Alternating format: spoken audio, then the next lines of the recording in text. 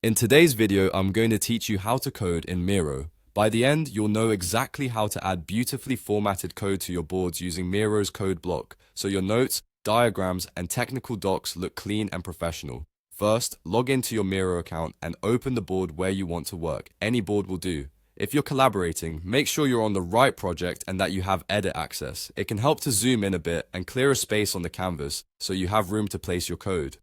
If your board is busy, consider using a frame to keep your code organized alongside related sticky notes or diagrams. Next, look to the left side toolbar.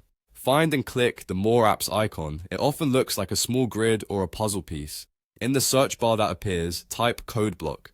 If you've used it before, it might already be pinned to your toolbar. If not, this search will bring it right up. This is the built-in Miro app designed for displaying code with proper formatting and syntax highlighting. Once you see code block, click it, then click anywhere on your board to place it. You can drag it to reposition, and you'll see handles to resize the block to fit longer snippets. If you want consistent layouts, align the block with guides or duplicate it to create a uniform set of code sections.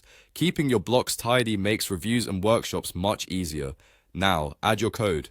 Type directly into the block or paste from your editor. Code block automatically formats and colorizes the syntax for popular languages like Python, JavaScript, and more, so keywords, strings, and comments are easy to read. If a language option is available in your version, pick the one that matches your snippet to improve highlighting accuracy. For the cleanest results, paste as plain text to avoid unwanted styling. You can adjust the block's size so line lengths are comfortable and zoom in for presentations. Line numbers, monospaced fonts, and syntax colors work together to make your code scannable during team discussions. A quick tip: code block is for display and collaboration, not execution.